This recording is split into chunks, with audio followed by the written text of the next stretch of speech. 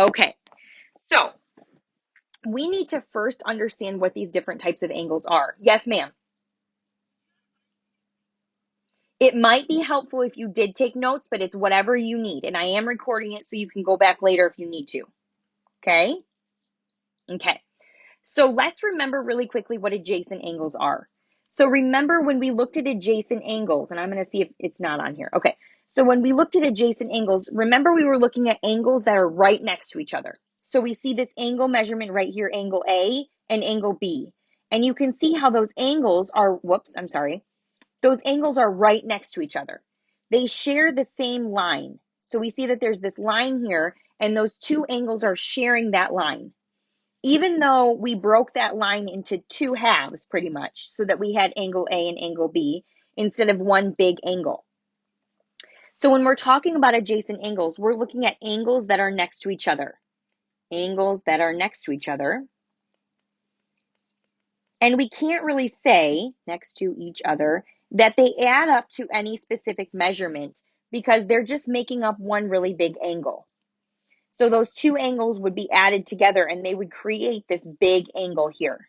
And that's what we're saying. So they're just angles that are next to each other, angles that share the same line. That's what we're really saying. Okay, so now that we know what adjacent angles are, let's look at vertical angles. So vertical angles are angles that are going to be across from each other. They might be diagonal from each other. So notice we have two vertical angles that they've pointed out here for us, A and B. But we also have these other two vertical angles right here. Here's one and here's one. And what's unique about vertical angles is that they are the same measurement. So they can be across from each other. So I'm going to write that down. Across from each other.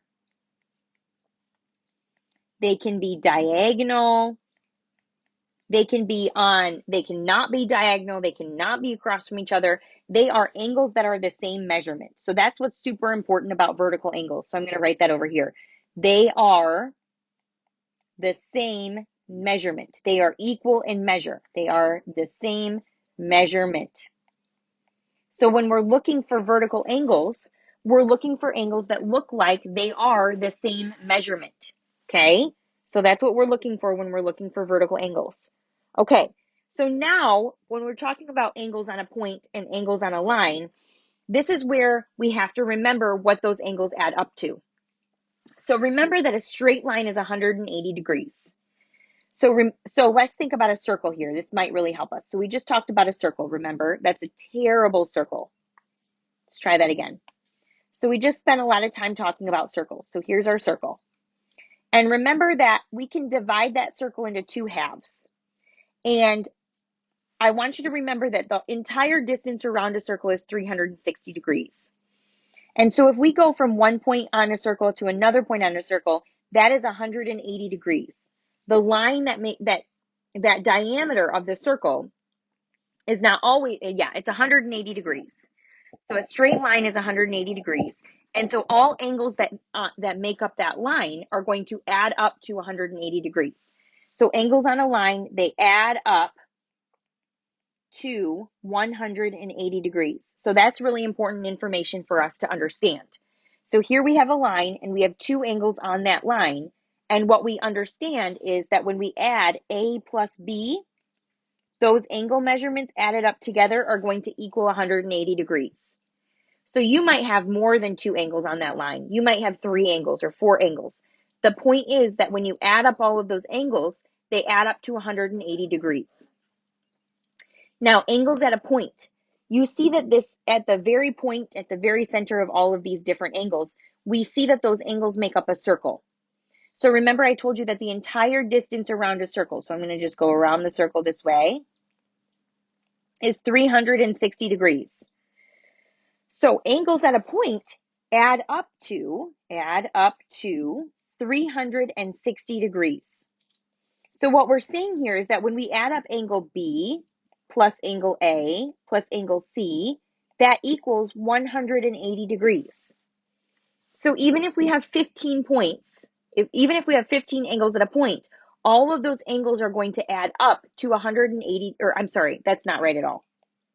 I messed up there. They're going to all add up to 360 degrees. So even if you have 15 angles at a point, all of those angles are going to add up to 360 degrees.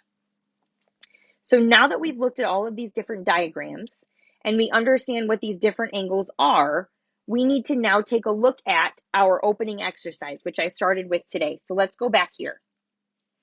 And I want you to notice something. The first thing that I notice when I'm looking at this diagram is that I have a straight line here. And I actually have 3 angles on a line.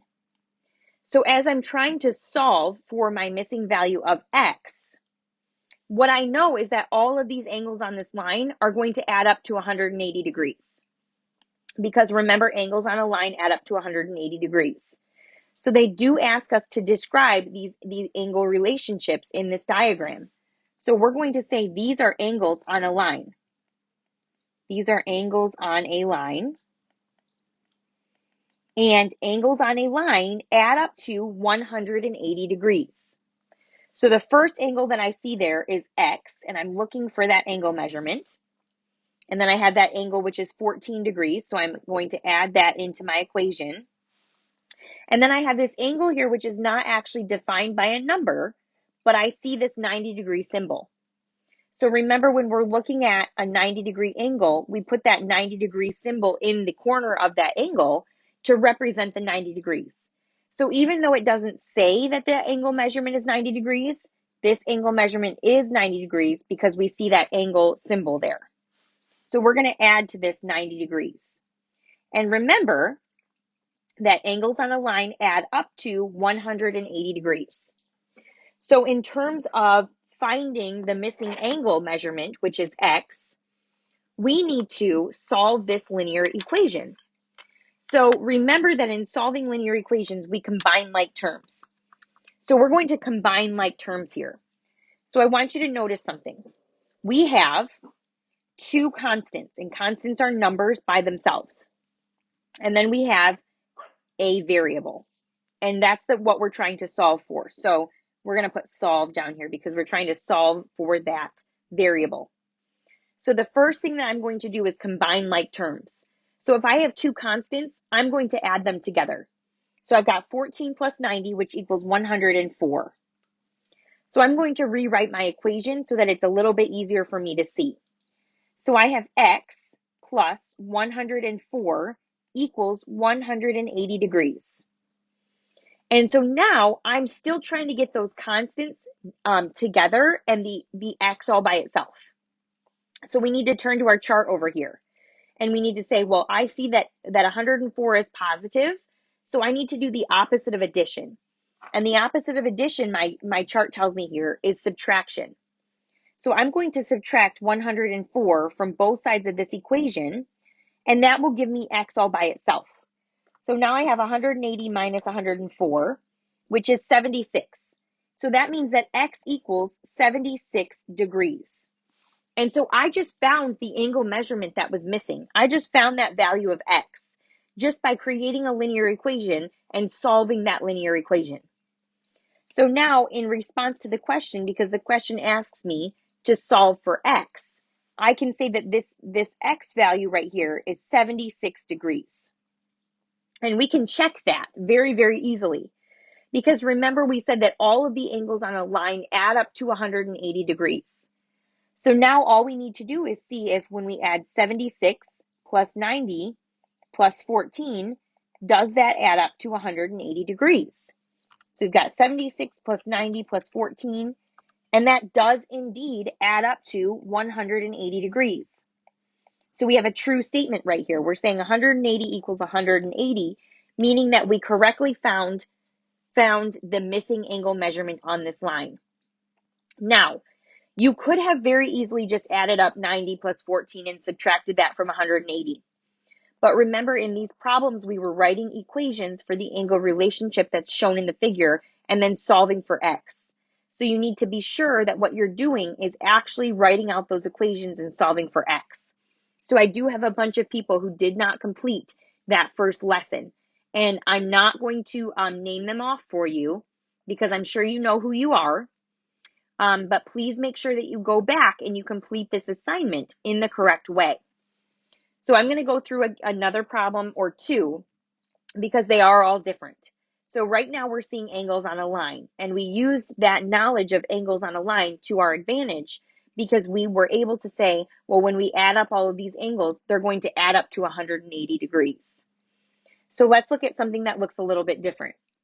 Now we're looking at angles that look, let's go, hold on one second, let me bring this up. I want to make sure that I tell you this correctly. So we've got a lot of things going on here. But what I want you to notice, I want to go back to this last problem, this last thing. Notice that when we were looking at angles at a point, these two lines right here, that it's not a straight line right here. It doesn't go straight across. It kind of slants downward. So I want to go back to this picture here, and you might be tempted to say, well, these are angles at a point.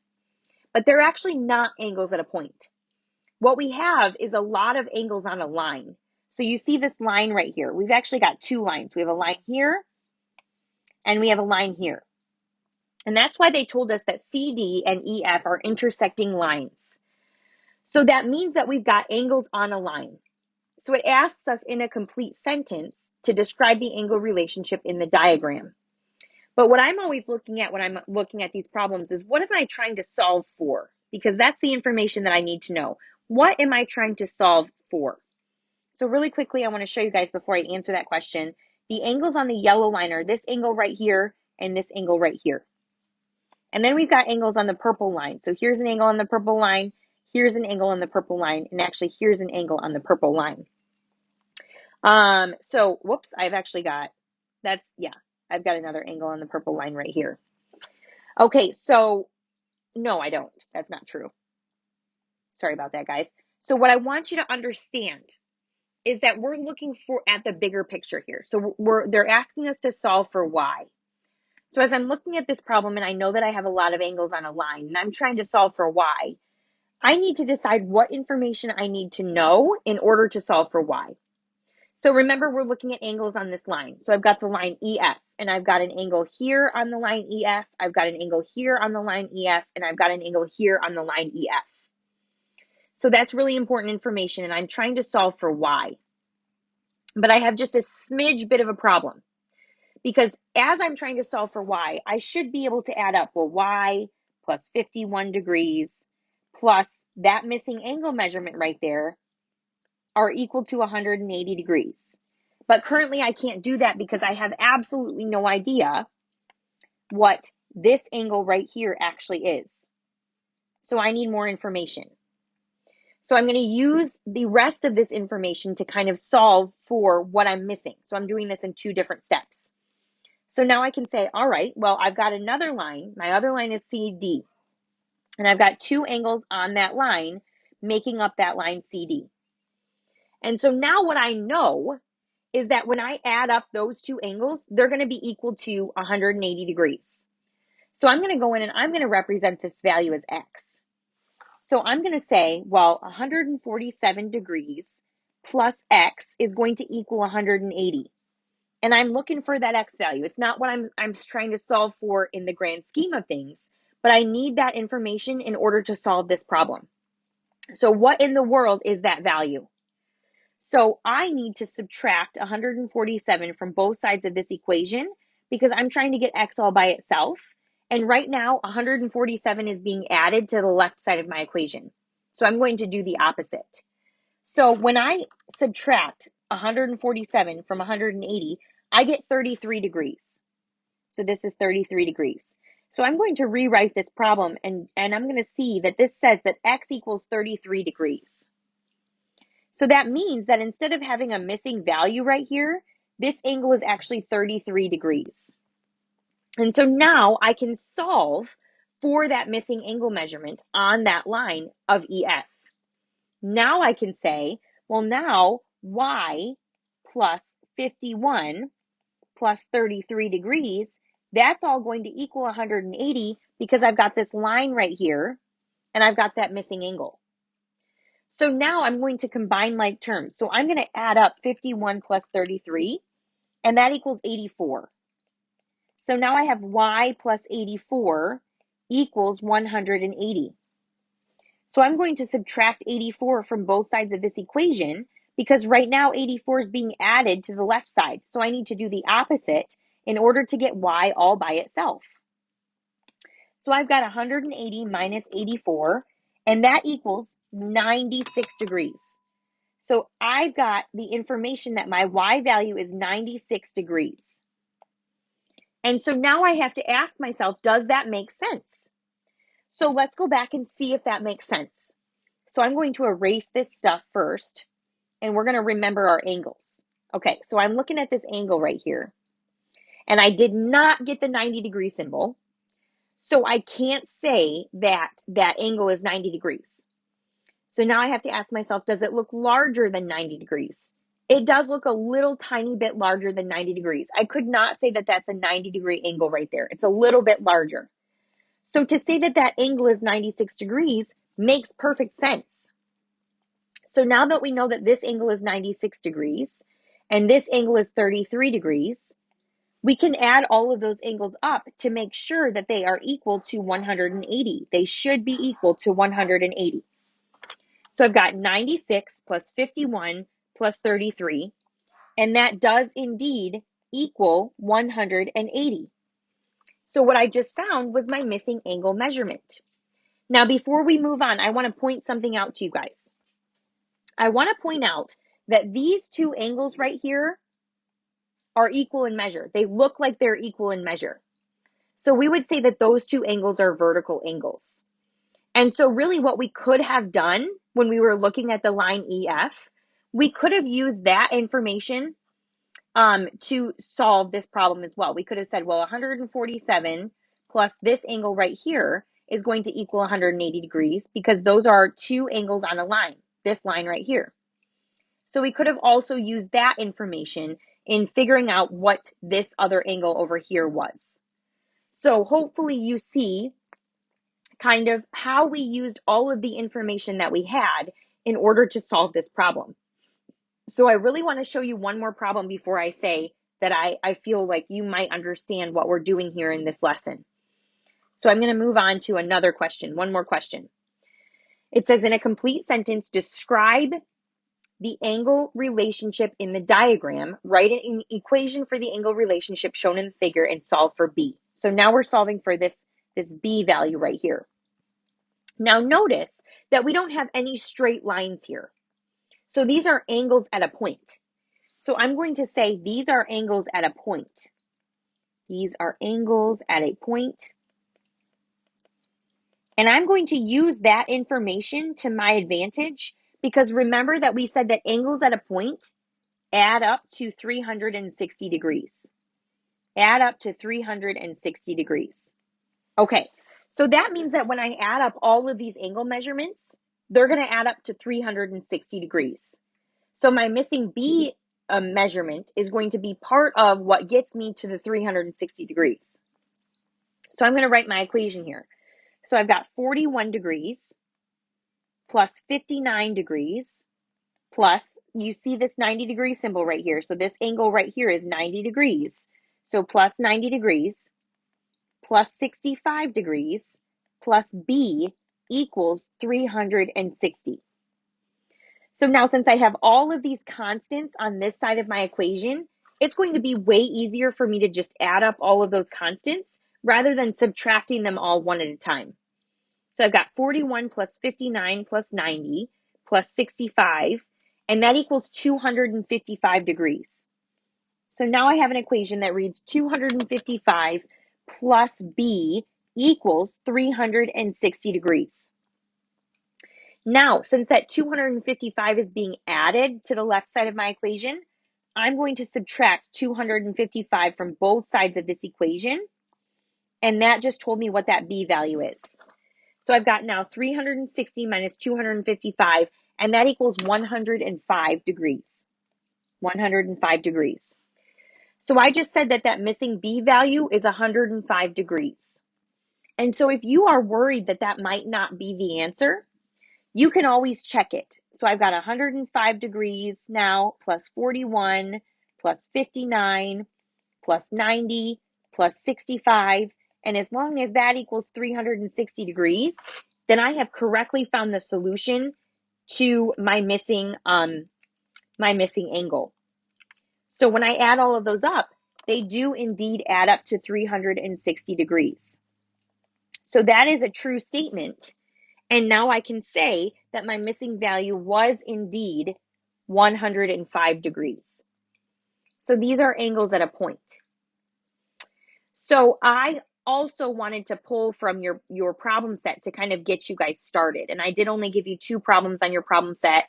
No, I didn't. I gave you more than that. I gave you lots of problems on your problem set. Okay. So I want to get you started with the first problem.